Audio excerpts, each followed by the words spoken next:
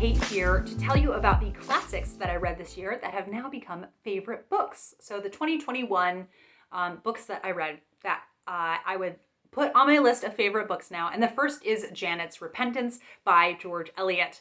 This is, I just think it would be a great entry point for Eliot for everyone because it feels like an Elizabeth Gaskell that George Eliot wrote. So it feels very accessible, but still poignant in the way that all of Eliot's writing is. I just adored this story.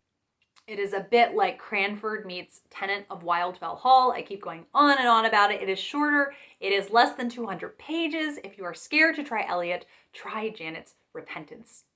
And then next is 84 Charing Cross Road. I did not know what to expect going into this because it is such an iconic nonfiction book.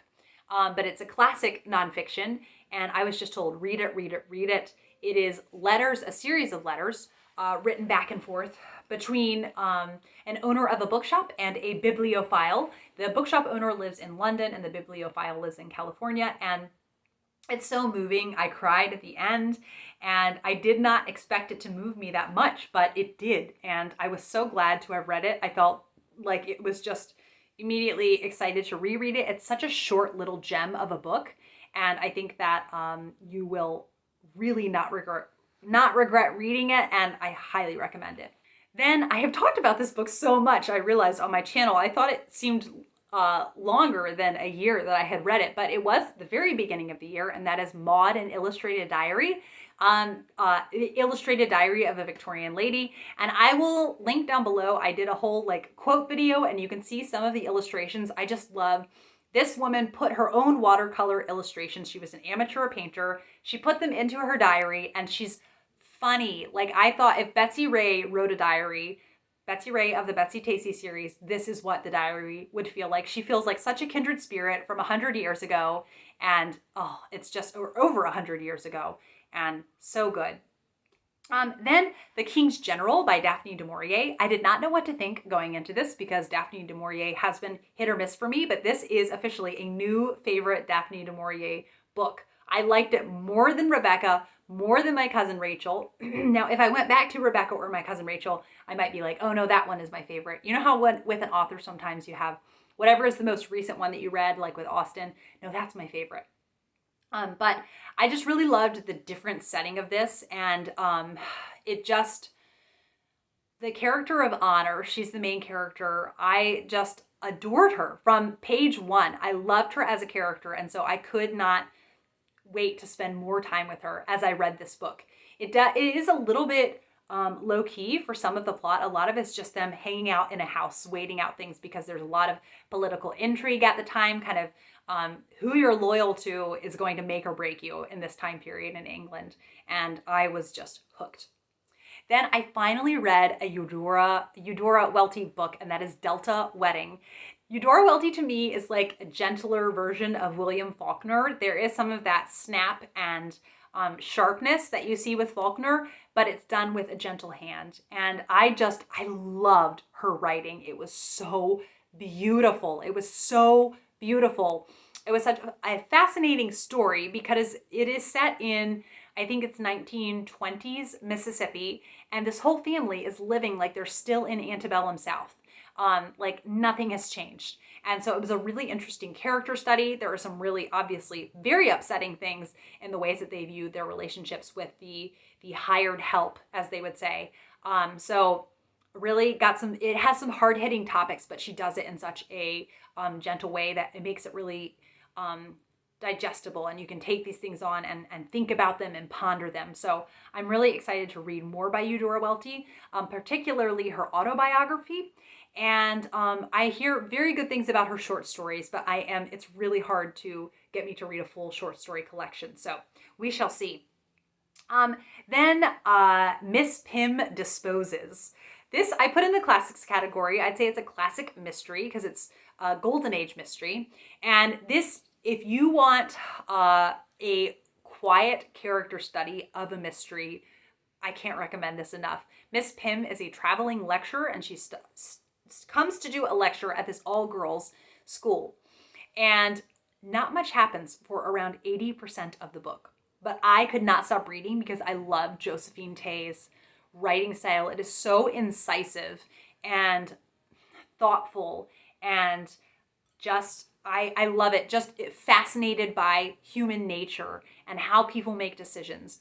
And then the last 25% of the book shocked me, and I still cannot decide what I think about the ending of this book. And that to me is a marvelous book. I had so much fun in the Zoom discussion of this because we were all debating kind of what we thought happened. I loved it. And then In the Roar of the Sea, this book kind of rocked my world. It was by Sabine Gould. He was a Cornish author in the Victorian era. And this book starts off on a day when Judith and Jamie, who are twin siblings, who are around 18, I think, or maybe 16, their father, who is the local vicar, dies.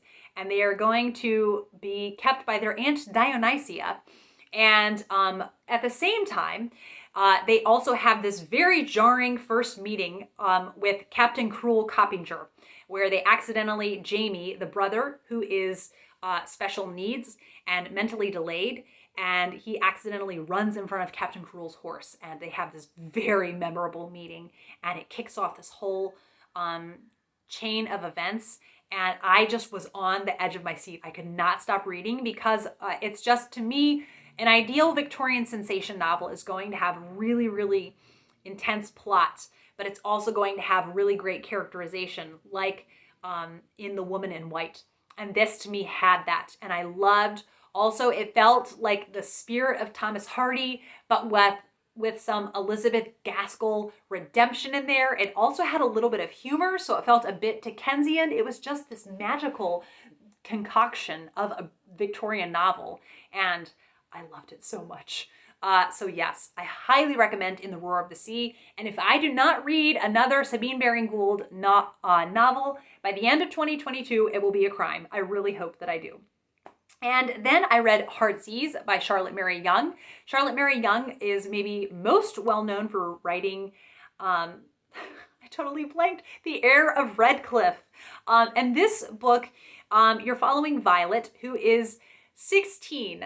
The day that she is 16, she gets married and travels very far away from her family to meet her in-laws, who on the surface of things are really nice and welcoming, but she can tell very soon they're very, very skeptical as to whether she is fit to marry their boy. And slowly, throughout the course of the novel, over years and years, they see the stuff that Violet is made of. And the title is a nod to her because another name for a three-colored violet is a Heartsease, and I just love that. This was beautiful for those that like Little Women. I highly recommend Heartsease. I will say there are some very dated terms that are used in this, so just be prepared for that when you are going into this Victorian novel. And then lastly, Lady Anna by Anthony Trollope. I think it was just the fact that it had been a couple of years since I had read an Anthony Trollope, and I was just so in the mood for it. There is not anything that I can tell you like this part blew me away, but it just, over the course of it, I fell in love with it. It does have something very shocking that felt like it more belonged in a Thomas Hardy novel, but what I loved is it was resolved in a very Anthony Trollope way. So for those of you that have read this, I would love to chat about it because it was just so like, what? Oh, okay, this is how we're resolving it. All right, Anthony Trollope. So yes, loved Lady Anna. Those are my favorite classics from the year. Let me know if you have read any of them or any books that I have talked about that a similar one that you think I would like. Thank you as always for watching, and I will be back with another video soon. Bye.